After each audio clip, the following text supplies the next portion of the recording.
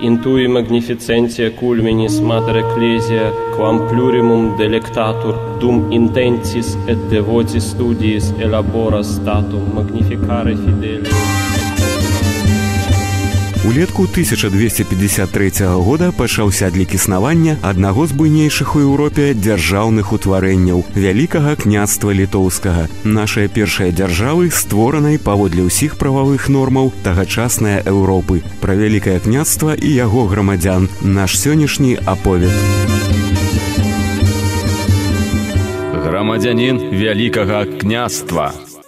З даўніх часін Полацак славіўся сваімі багаццямі і свабодалюбівым характарам жыхароў. Нават увайшоўшы ў склад Вялікага княства, гэты горад здолеў захаваць пэўную эканамічную незалежнасць і высокі ўзровень культуры. У 1498 годзе Полацак атрымаў магдыбургскае права. Знаходзячыся на судаходнай дзвіне, ён вёў ажыўлёны гандаль амаль з усімі суседнімі краінамі. Не дзіва, што прафесія купца на той час была надзвычай запатрабаванай. Менавіта у сям'і полацкага купца і нарадзіўся апостал ліцвінскага кнігадрукавання Францішак Скарына.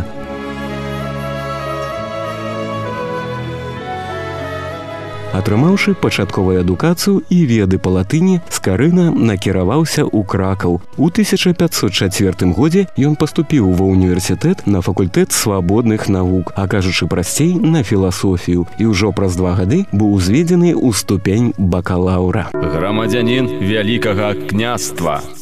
Менавіта ў Кракаве да Скарыны прыйшла задума на новым якасным узроўні развіць славянскае кірылічнае кнігадрукаванне. Адметна, што гэта было зусім невыпадковае рашэнне, бо ўпершыню кірылічны друк быў распачаты менавіта ў Кракаве ў 1491 годзе, а здзейсніў гэта друкар нямецкага паходжання Швайпольд Фіёль. Дарэчы, менавіта кракаўскі Фіёль, як асоба і прафесіянал, стаў бясспрэчным аўтарытэтам для Скарыны. Менавіта ў Фіёля ён запазычыў вадзяныя знакі, кірылічную нумарацыю на аркушах, памер радковага шрыфту, двухкроп'е з асаблівай рыскай у канцы кожнага раздзела. Фіёляўскі часаслоў ён узяў за аснову і пры падрыхтоўцы сваёй малой падарожнай кнігі. Не менш уразіла маладого Францішка і гісторыя пра гераічную схватку Фіёля з кракаўскай інквізіцыяй, якая абвінаваціла друкара ў ерасі. З гэтай схваткі Фіёль выйшаў пераможцам, што надало прафесіі друкара, апроч арэолу першапраходцы, яшчэ і прывабную для маладога пакалення героіку.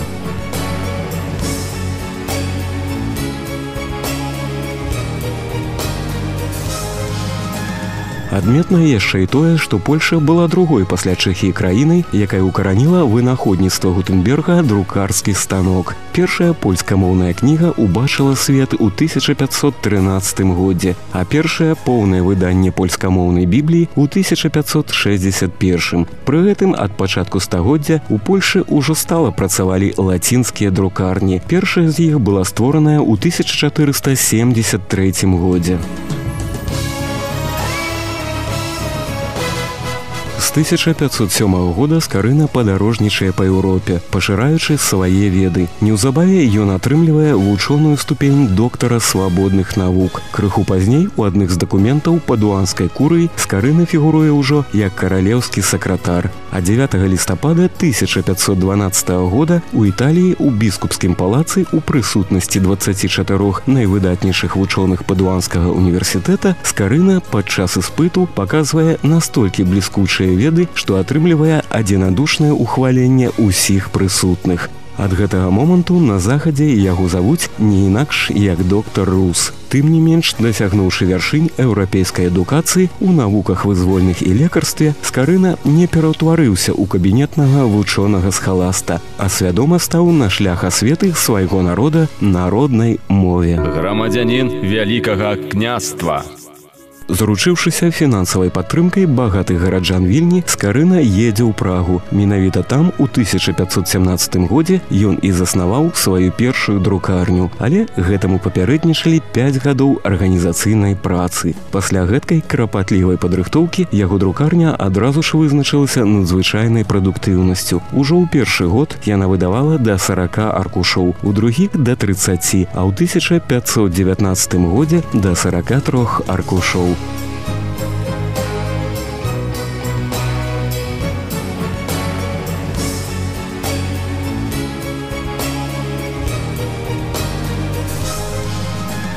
6 жніўня 1517 года выйшла ў свет ягоная кніга «Біблія руска», якая на некалькі дзесяцігоддзяў апярэдзіла аналагічнае польскамоўнае і нават ангельскае выданні. Прычым гэтая самаадданая праца была прадыктаваная выключна патрыятычнымі матывамі. Паколькі ад нараджэння зверы, якія ходзяць у пустыні, ведаюць ямы свая, птушкі, якія лётаюць у паветры, ведаюць гнёзды свая, рыбы, якія плаваюць па моры і ў рэках, чуюць віры свае, пчолы і ім падобныя ахоўваюць вуллі свае. Таксама і людзі, дзе нарадзіліся і выгадаваныя, да гэтага месца вялікую любоў маюць. Грамадзянін вялікага княства.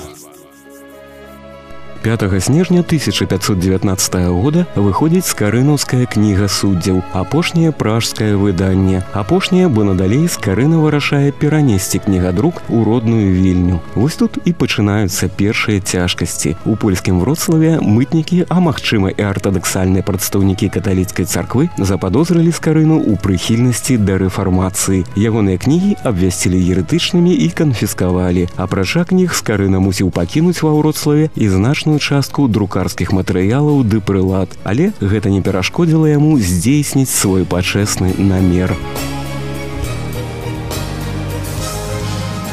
Нягледзячы на цяжкасці, у Вільні ў доме пратэктара найстарэйшага бурмістра Якуба Бабіча Скарына стварае першую на ўсходзе Еўропы друкарню. У 1522 годзе ў Вільні выходзіць яго малая падарожная кніга, а ў 1525 годзе «Апостал».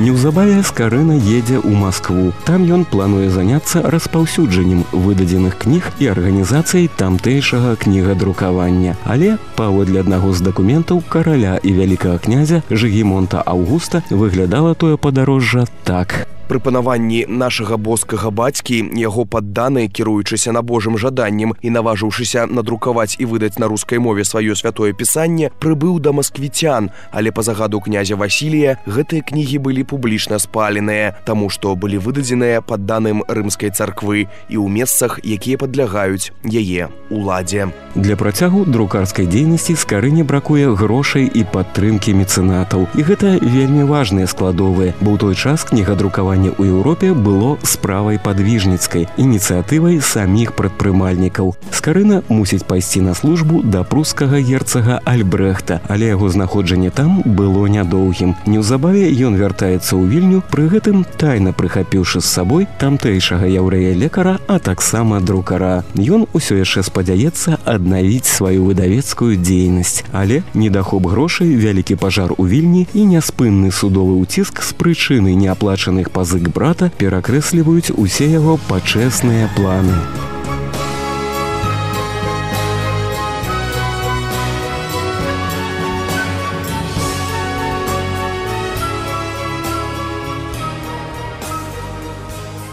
В 1539 годам пазначаная апошняя вестка сведчання пра жыццё Скарыны, на той час садоўніка ў пражскім каралеўскім батанічным садзе. Надалей ён выпраўляецца на лекаванне ў добрыя воды і раптоўна знікае. Нават дагэтуль не знойдзеныя дакументы за 40-е гады, якія б сведчылі пра яго жыццё. Толькі ў 1551 годзе сыну ліцвінскага першадрукара была выдадзеная грамата на права валодання спадчынай бацькі, у якой Скарына названы нябожчыкам. Смерць Скарыны пацвярджаюць і судовыя дэкрэты 1552 года. Аднак дата і месца яго смерці дагэтуль застаюцца невядомымі. Але цікавым уяўляецца паведамленне храніста Гаека пра пажар у Празе 2 чэрвеня 1541 года. У доме дэкана ў склепе згарэла адна кухарка, старая жанчына. У вуглавым доме ксёндз Мікулаш Кульгавы, вікарый. З ім таксама згарэў і сын Яна Цукраржа, 12-гадовы Лоранс, і другі хлопчык, крыху меншы за яго. У доме ксяндза Яна Спухава, кухарка Магдалена, а таксама хлопчык Францішак, сын колішняга доктара Руса. Хто ведае, у гэтым вогнішчы мог знікнуць і сам доктар Рус. Зрэшты, версій яго скону існуе безліч. Аднак ні адна з іх не можа прэтэндаваць на праўдзівую. Аднойчы, седзячы ля мора, дзедал падняў вочы ў шырокае неба і падумаў: птушкі рассякаюць крыламі паветра і ляцяць куды жадаюць. Няўжо чалавек горш птушкі? Ён стаў збіраць перы вялікіх птушак, па-майстэрску звязваў іх ільнянымі дужымі ніткамі і замацоўваў воскам. Хутка ён зрабіў 4 крыла, 2 для сябе і 2 для свайго сына Ікара. А раніцай яны паляцелі з выспы Крыта. І толькі рыбакі ў моры ды пастухі на лугу бачылі, як яны ляцелі. Але і тыя падумалі, што гэта крылатыя богі пралятаюць над зямлёю. Асцярожна ляцеў дзедал, трымаючыся паверхні мора. А Ікару па душы быў вольны палёт. Усё хутчэй ён рассякаў крыламі паветра, і яму захацелася падняцца высока-высока, вышэй ластавак, вышэй самого жаўрука, які спявае, гледзячы ў твар сонцу. І ён падняўся да самага сонца. Пад гарачымі праменнямі воск, які замацоўваў крылы, растаяў, пёры распаліліся і разляцеліся. Дарма ўзмахваў Ікар рукамі. Ужо нішто больш не ўтрымоўвала яго ў вышыні. Ён імкліва падаў і неўзабаве знік у глыбіні мора. Але людзі запомнілі гэты першы палёт, і з тых часоў у іх душах жыла мара аб заваяванні паветра, аб прасторных нябесных дарогах. Гэтак жа і наш Скарына. Ён знік у прадонні, але разам з тым праклаў дарогу, якой рушылі ўсе наступныя пакаленні.